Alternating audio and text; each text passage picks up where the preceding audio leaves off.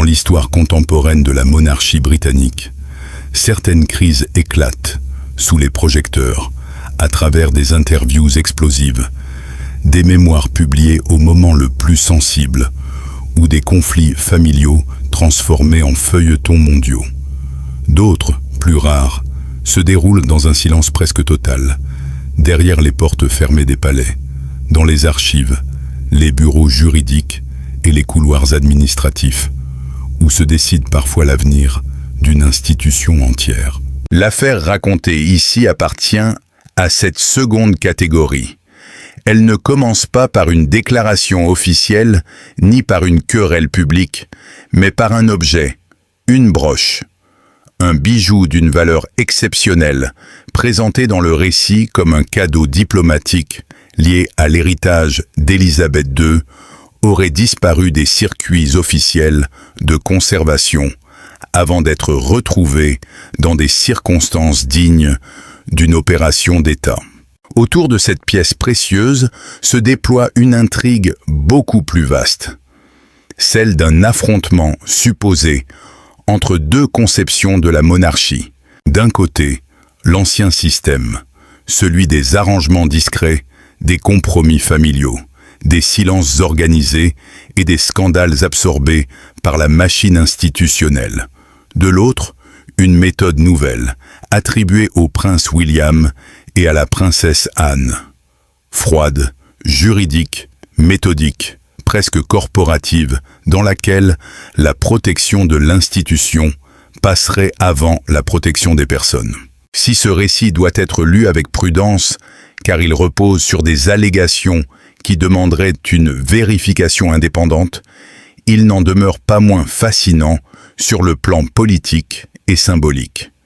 Il met en scène un basculement. La monarchie ne serait plus seulement une famille régnante, mais une structure patrimoniale, juridique et financière que la nouvelle génération chercherait à verrouiller contre toute influence considérée comme extérieure ou dangereuse. La question centrale n'est donc pas seulement de savoir si une broche aurait été déplacée, dissimulée ou récupérée. La véritable question est plus profonde. Que devient une monarchie lorsque ses héritiers décident que l'affection familiale ne peut plus primer sur la discipline institutionnelle? Au cœur de cette affaire se trouve un objet dont la valeur dépasse largement son prix estimé. Le texte évoque une broche appelée Sapphire Jubilee Snowflake, composée de saphirs rares et de diamants, présentée comme un cadeau diplomatique offert en hommage à la reine Élisabeth II. Dans une monarchie, ce type d'objet n'est jamais un simple accessoire. Il est à la fois mémoire, symbole, patrimoine et message politique. C'est précisément cette dimension qui donne à l'affaire toute sa gravité. Un bijou appartenant à une collection privée peut circuler selon la volonté de son propriétaire. Un bijou relevant du patrimoine de la couronne, en revanche, obéit à une logique différente. Il n'appartient pas pleinement à une personne. Il est conservé au nom d'une continuité historique, d'une institution, parfois même d'une nation. Cette distinction, souvent invisible pour le grand public, devient capitale dès qu'un objet quitte le circuit officiel. Selon le récit, la broche aurait disparu lors d'une vaste réorganisation administrative menée après 2022, période durant laquelle de nombreux objets, archives et collections auraient été déplacés entre différentes résidences royales. Ce type de transition peut créer des failles, multiplication des inventaires, circulation accrue du personnel, changement de lieu de stockage, chevauchement des responsabilités. Mais lorsqu'un objet d'une telle valeur symbolique et financière disparaît, l'hypothèse d'une simple erreur administrative paraît insuffisante. Le récit va plus loin. Il affirme que la broche n'aurait pas seulement été égarée, mais retirée des archives sans transfert officiel, sans document signé et sans trace normale de chaîne de possession. Une telle situation, si elle était avérée, signalerait une défaillance considérable dans la gestion du patrimoine royal. Dans toute institution sérieuse, la conservation des objets d'État repose sur des procédures strictes: inventaire, photographie, contrôle d'État, accès restreint, traçabilité des déplacements. Un objet ne disparaît pas simplement parce qu'un couloir est encombré ou qu'un calendrier administratif est chargé. C'est ici que le rôle attribué à la princesse Anne prend une dimension centrale. Dans le récit, elle apparaît comme la gardienne austère de l'ordre institutionnel. Anne n'est pas décrite comme une figure émotionnelle, mais comme une femme de devoir, attachée à la précision, à la méthode et à la continuité. Son intervention supposée par le biais d'un audit indépendant transforme l'affaire. Ce qui aurait pu rester une anomalie discrète devient un dossier documenté. L'audit, dans cette lecture, joue le rôle d'un révélateur. Il ne se contente pas de constater ce qui manque. Il reconstruit l'histoire de chaque objet.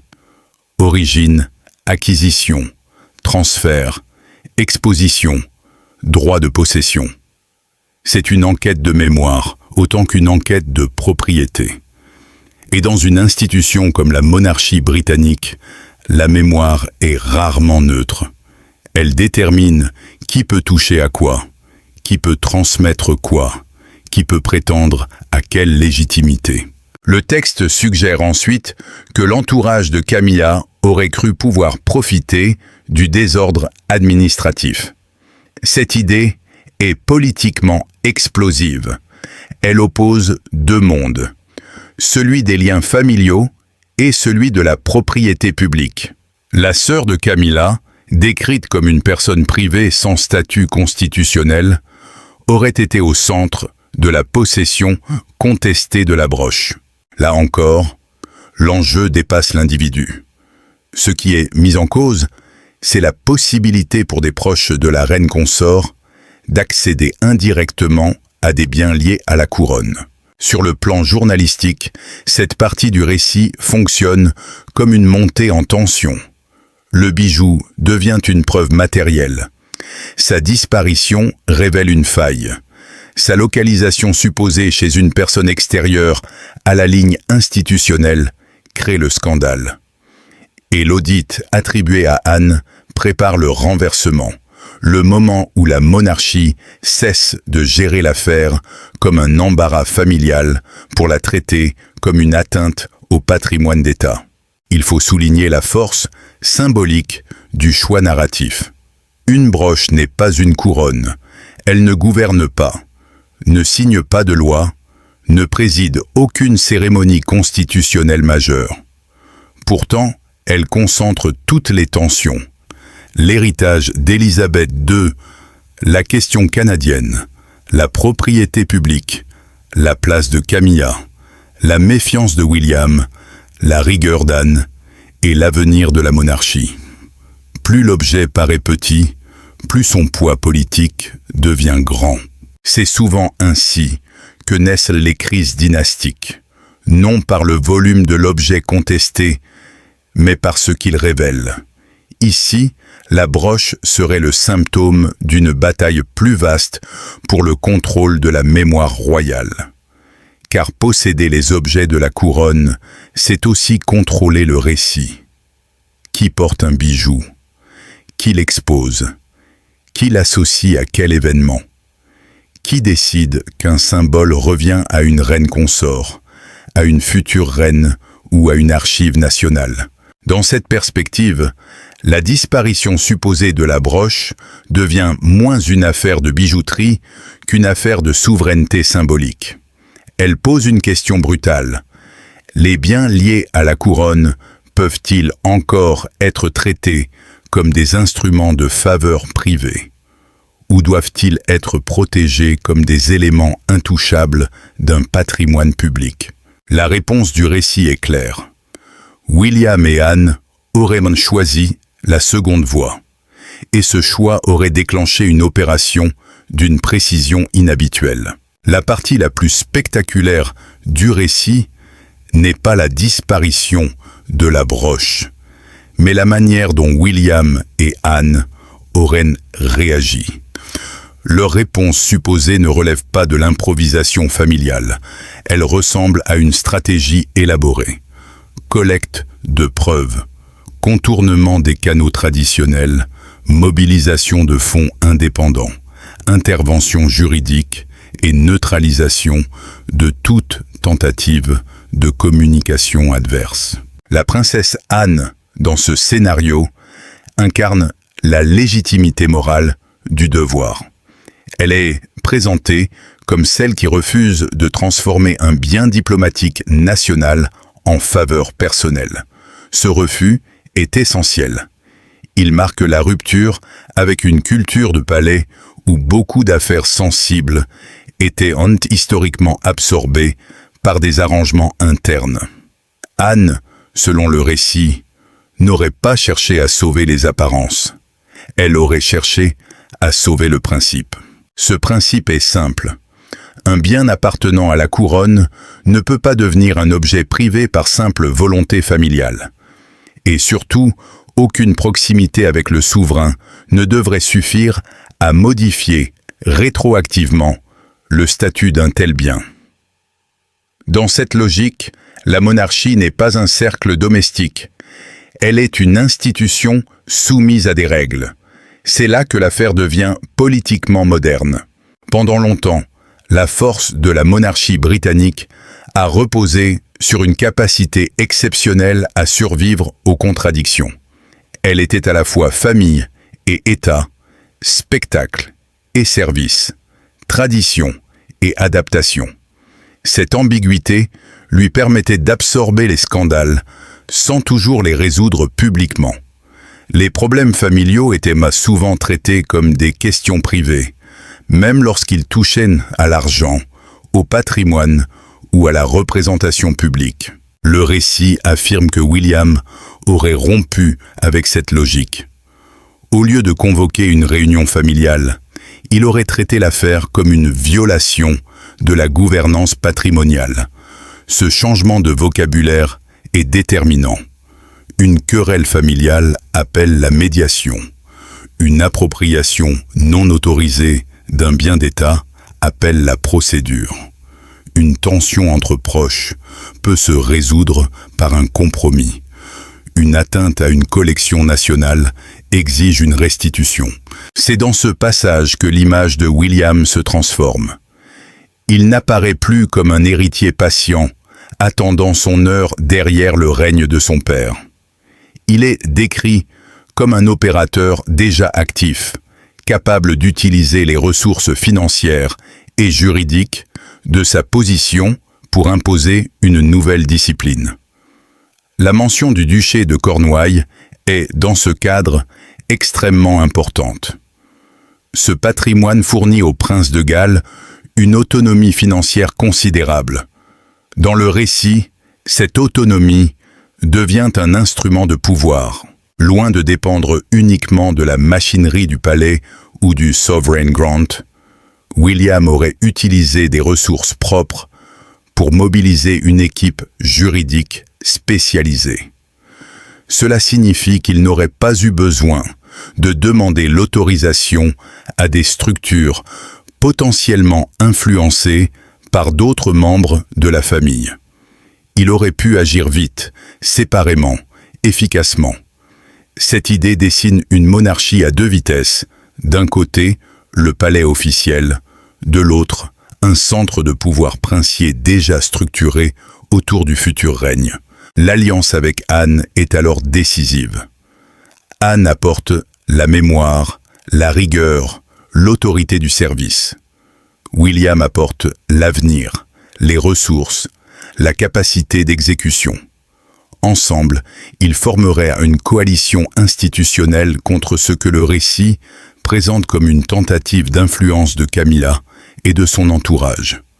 Ce n'est pas une rébellion ouverte contre le roi Charles. C'est plus subtil, une prise en main de l'institution au nom de sa protection. La position de Charles, telle qu'elle est évoquée, ajoute une couche dramatique. Le souverain serait dans une période de vulnérabilité liée à sa santé et à ses traitements. Le texte suggère que Camilla aurait tenté d'obtenir une signature royale sur une directive protectrice destinée à requalifier la broche en cadeau personnel permanent. Là encore, la prudence est nécessaire. Ce sont des allégations graves. Mais narrativement, ce passage sert à montrer l'opposition entre deux formes d'autorité. L'autorité personnelle du roi, fragile, intime, possiblement influençable, et l'autorité institutionnelle, plus froide, plus stable, portée par Anne et William. La première repose sur la signature. La seconde repose sur les archives, les audits, les trusts, les tribunaux et les règles de propriété. Dans ce combat, le récit donne l'avantage à la seconde. La création supposée d'un Royal Heritage Trust constitue le moment le plus stratégique. Si l'on suit la logique du texte, William n'aurait pas seulement récupéré un objet, il aurait construit une forteresse juridique autour d'un ensemble plus vaste d'artefacts liés à Élisabeth II. Le but serait d'empêcher toute future intervention d'un conjoint royal, d'un parent par alliance ou d'un membre périphérique de la famille. Le patrimoine passerait ainsi sous une protection indépendante, liée à la ligne directe de succession. Cette idée est capitale parce qu'elle redéfinit la notion d'héritage royal. Dans les monarchies, l'héritage est souvent présenté comme une tradition fluide, transmise par le sang, le mariage, l'usage et le symbole. Ici, il serait juridiquement verrouillé. Le message implicite est puissant. Le futur ne sera pas négocié dans les salons. Il sera inscrit dans des structures légales. Camilla, dans cette lecture, perdrait plus qu'un conflit ponctuel. Elle perdrait l'accès à un mécanisme d'influence. Son titre resterait intact, mais sa capacité d'agir sur le patrimoine, les archives et la mémoire matérielle de la couronne serait réduite. La différence entre statut et pouvoir devient alors visible. Être reine consort ne signifie pas nécessairement contrôler les leviers profonds de l'institution. Le récit insiste beaucoup sur la précision temporelle. Appel téléphonique de quelques minutes, déplacement direct des documents, intervention à heure fixe, fenêtre d'exécution limitée. Ces détails donnent à l'affaire une tonalité presque militaire. Mais leur fonction journalistique est surtout de montrer que l'opération n'aurait pas été émotionnelle. Elle aurait été préparée. Chaque canal de résistance aurait été anticipé. Chaque tentative de retardement aurait été neutralisée avant même de pouvoir se former. C'est cette froideur qui fait la force et le danger de la méthode William. Elle renforce l'image d'un futur roi discipliné, déterminé à protéger la crédibilité de la couronne. Mais elle peut aussi nourrir l'idée d'une monarchie moins humaine, moins conciliante, plus proche d'un conseil d'administration que d'une famille nationale. La modernisation par le droit peut rassurer. Elle peut aussi glacer. La question devient donc double. Sur le plan institutionnel, William aurait-il raison de privilégier la transparence patrimoniale et la rigueur juridique ? Probablement, dans une époque où la monarchie ne peut plus se permettre de paraître au-dessus des règles. Mais sur le plan émotionnel, cette méthode peut-elle préserver l'attachement du public ? Une monarchie entièrement rationalisée reste-t-elle une monarchie ou devient-elle une entreprise patrimoniale couronnée ? C'est cette tension que le 3e chapitre doit explorer. La victoire supposée de William et Anne n'est pas seulement une victoire contre Camilla. Elle pourrait annoncer une transformation radicale de la couronne elle-même. Le moment le plus visuel du récit survient après la récupération supposée de la broche. Selon le texte, Catherine, princesse de Galles, serait apparue lors d'un engagement diplomatique en portant le bijou tout juste replacé dans le circuit légitime. Aucun communiqué, aucune déclaration, aucun commentaire officiel, seulement l'image. Dans la monarchie britannique, les images parlent souvent plus fort que les discours. Une broche portée au bon moment, une couleur choisie pour une cérémonie, une place sur un balcon, un geste entre deux membres de la famille. Tout peut être lu comme un signal. Ici, le signal serait d'une brutalité symbolique rare.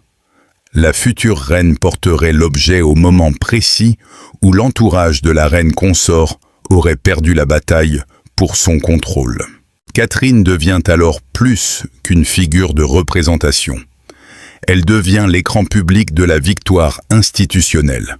Là où Anne agit dans les archives et William dans les structures juridiques, Catherine incarne le résultat devant les caméras. Le récit construit ainsi une ligne de succession parfaitement coordonnée.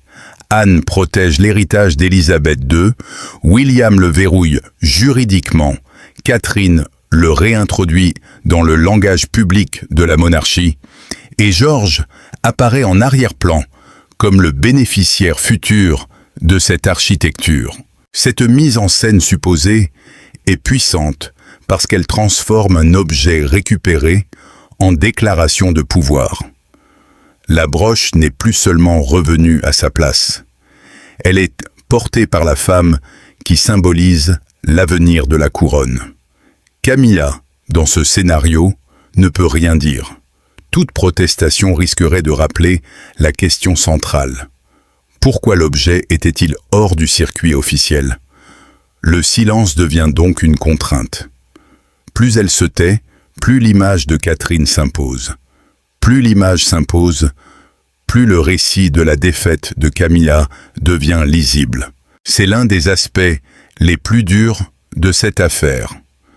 La communication ne passe pas par les mots, mais par l'absence de mots.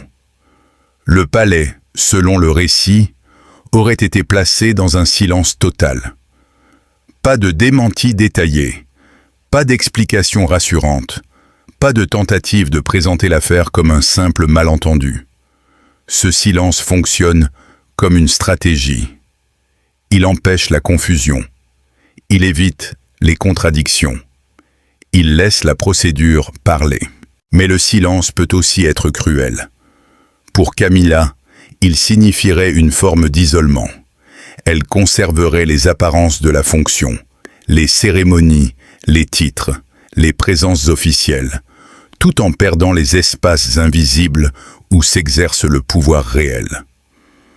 Le récit la décrit presque comme une reine enfermée dans un rôle décoratif, privée d'accès aux leviers patrimoniaux, empêchée d'influencer la gestion des biens de la couronne et séparée des intérêts de sa propre famille.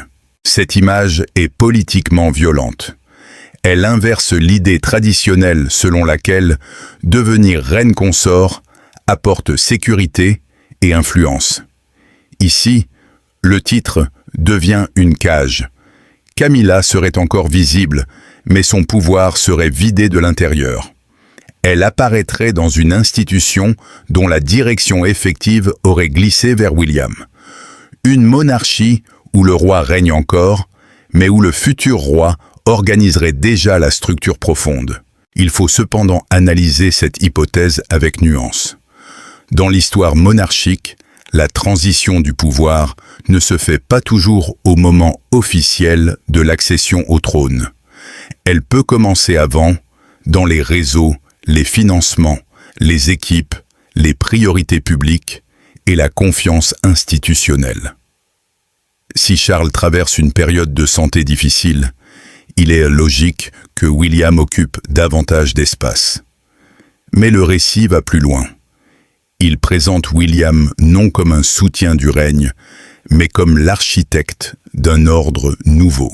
Ce nouvel ordre repose sur 3 piliers. Le premier est juridique. Les biens de la couronne ne doivent plus être soumis à des arrangements familiaux.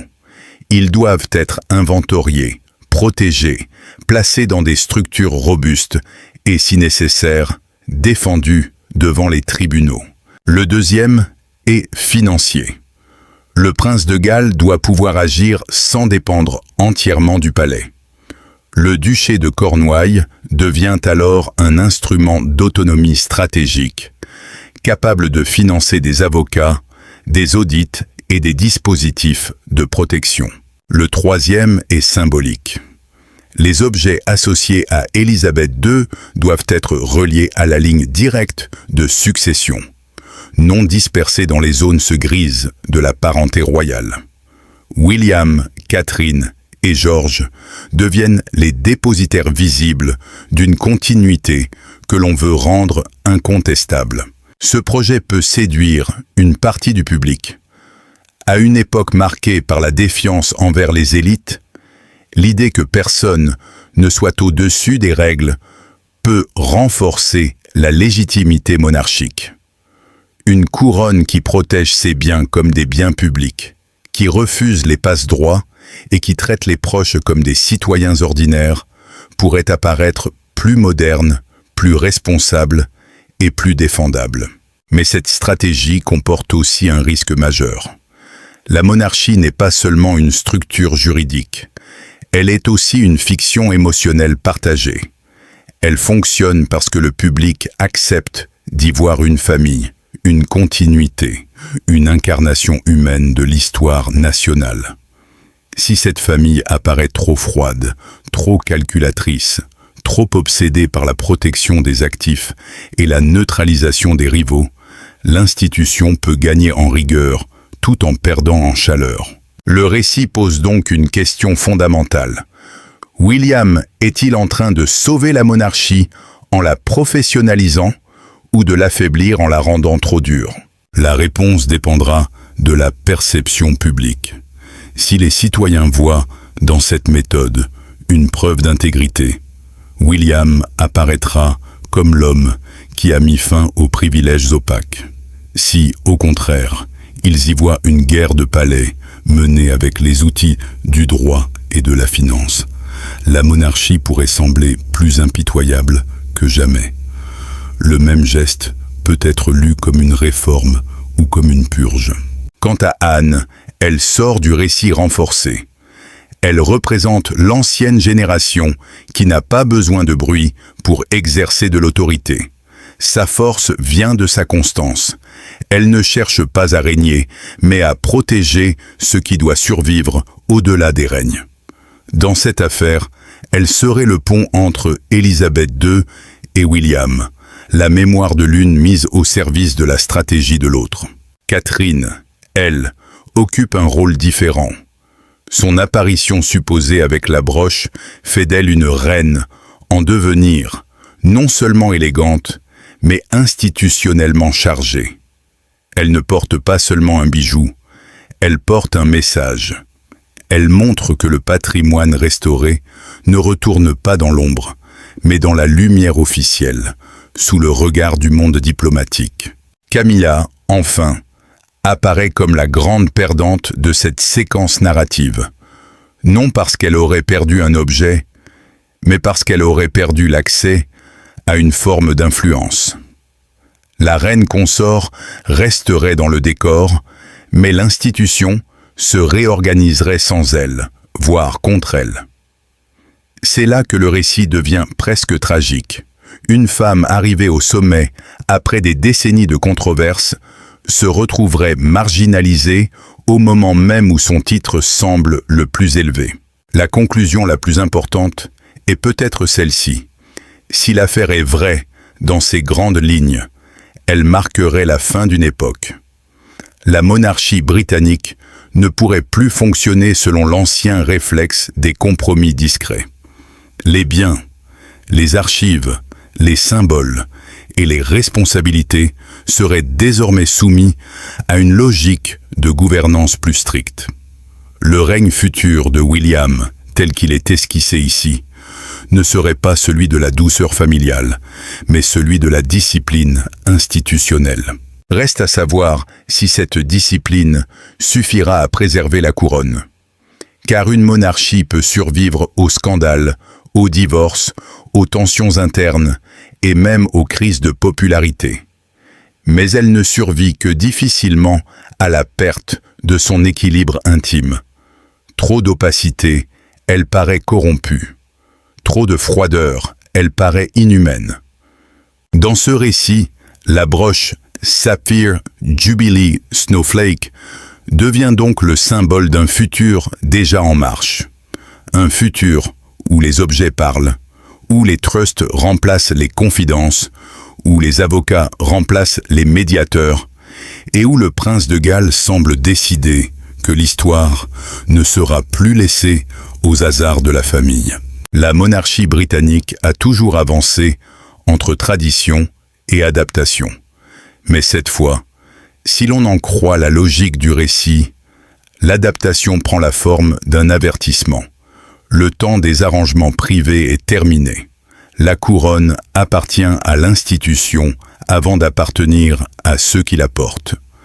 Et dans le nouvel ordre dessiné par William et Anne, même une reine consort pourrait découvrir que le titre ne suffit plus à ouvrir toutes les portes.